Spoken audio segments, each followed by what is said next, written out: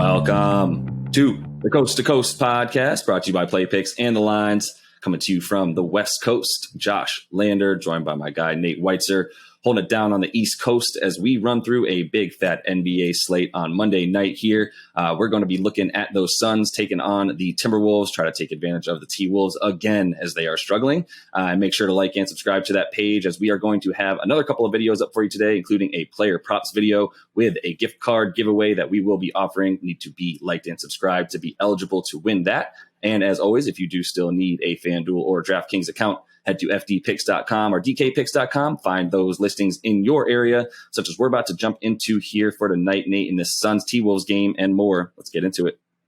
Yeah, the Suns are -4 or -3.5 right now, with as they come off a back-to-back against Houston, whereas Minnesota last played on Saturday. So a little rest advantage there for the Wolves. The total at 222.5. And look, I mean, every Wolf has its day. They got to win at Staples Center. Sure, it's the same thing we talked about with the Pelicans. They beat the Grizz. That does not mean that we're seeing a correction to the trend with two of the worst teams in the West, in the NBA, two dysfunctional teams. So we're ready to capitalize on the Suns here, and we'll tell you why in a minute. Just going to look at the other games across the slate here. Kings -4 at Pistons. Pelicans are +4.5 now at Wizards. We like the Wiz at that opening line. We'll see where that closes. Celtics -2.5 at Cavs. Magic +10 at Hawks. Pacers +3 at Knicks. The Rockets are +11 at Grizzlies. Heat -9 at Thunder. Nuggets +4 at Mavs. Raptors +2 at Blazers. And the Bulls are -1 at the Lakers, as they both play on a back-to-back out there. The Suns, obviously, they started 1-3 with the worst defensive rating in the West, which was really startling. But, I mean, they quickly corrected course, as you expect from a Chris Paul-led team. They've won 8 straight. They've covered in 7 of those games, only missing a cover by 1 point. Average margin of victory is 12 points per game in that span. They're pretty much at the top of the league in everything, every category. The one area they might struggle, the one thing that does give us pause, is that DeAndre Ayton is still going to be out tonight. And he's the best matchup for Karl Anthony Towns, sure. But they did add JaVale McGee this offseason, so they can at least start with him on Cat. Frank Kaminsky's been playing really well in a backup center role, and he doesn't necessarily have to shut down Cat. He just has to, do a decent job boxing out, limiting second chance points, because that's really about all Minnesota does well. And if the Suns limit turnovers, they limit second chance points, as they do, because they're an extremely fundamentally sound team, then they'll probably be able to take care of business here. Not at all scared of the rest disadvantage, because you look at the Wolves over the last 2 seasons, they're 25-50 against the spread at home, straight up, just at home, regardless of whether they're favored or underdogs, and they're 2-21 when they have a rest advantage, which is just absurd and shows a complete lack of focus from a young team that doesn't necessarily have a veteran leader at all. Chris Paul is just that. Yeah, 100%. I mean, veteran leader. I guess they got Pat Bev in the offseason.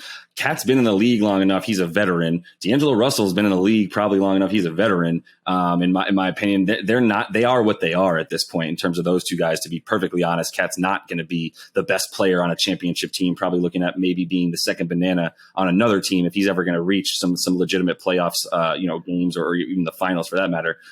But yeah, this one is mostly just about, there's one area in the entire, in every NBA statistical category that we might be a little bit afraid of what the T-Wolves can do, and that's if the Suns lose focus, right? And they don't grab those defensive rebounds. They allow second chance points. They allow fast break points. So it's the only place that they have a bit of a weakness, that they're sort of in the bottom half of the league in those defensive categories, which is where Minnesota does thrive. However, every other facet of the game, specifically how the game is controlled, obviously we know Chris Paul is going to have the ball in his hands and dishing and diming. But the pace of this game is going to be exactly what the Suns want it to be, as they'll probably remain a little bit slower and keep it a little bit more, in their control in terms of the half court offense. And with JaVale McGee coming in at this point and getting a good amount of minutes in the recent games that we've seen DeAndre Ayton sit, specifically, he's only played in one of the last 8. in that time frame, JaVale's come in. He's got 12 points. He's got 7 boards. He's shooting 62% from the field and 73% from the line. Just a couple free throw attempts a game, but at least he's hitting when he gets there. And he's also blocking and stealing, which is what the Suns are doing really, really well. Their defense is completely suffocating. It doesn't just sit there and take away your best shot. It also takes the ball away from you, as they're in the top 5 in the league in both blocks and steals per game as a team. So it's really just going to be about whether or not they're able to secure the defensive rebound tonight. And I'm feeling good enough about that at any rate to feel really good about them. As you said, when they're, it's also what Minnesota doesn't do, their lack of focus in terms of when they have that rest advantage. And when the Suns are on the road this season, they're already 3-0 against the spread as the favorite on the road, I should say. Against the spread overall, they're 4-1. They've covered the spread in all 5 of their last 5 matchups versus Minnesota, including the last 6 in Minnesota specifically.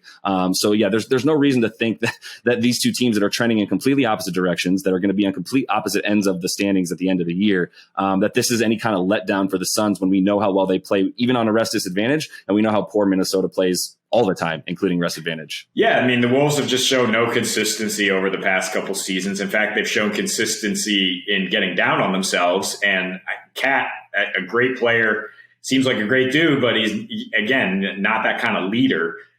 He's a veteran at this point, just not a leader who knows how to right the ship and rally his guys. Just not a good matchup for them against a Devin Booker-led offense either.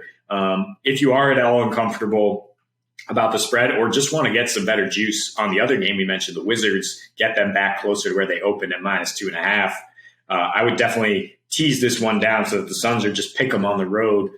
And then you get the Wizards at that juicy -2 at home against the lowly Pelicans. Yeah, no, I feel good about that as well, to your point. And I mean, the spread doesn't scare me when you look at what the Suns have done in their last 8. They are winning by an average of 12 points. The only game they failed to cover in that 8-game span, I believe you mentioned, was against was a 1 point. They basically failed to cover by 1 point. 8 games ago, essentially. But they are winning by an average of 12. They're keeping their focus at this point. They started really slow, which probably led to a good amount of increase in focus, and them basically getting their asses handed to them a couple of times was enough to turn things around. And I think they're back on track for ripe for a nice big win against a really bad Minnesota team in Minnesota. So that is all the time that we have for today, Nate. Make sure to like and subscribe to that page. Got another player props video up for you today with a gift card opportunity. So I want to get that over to you guys. And until we see you next, happy betting.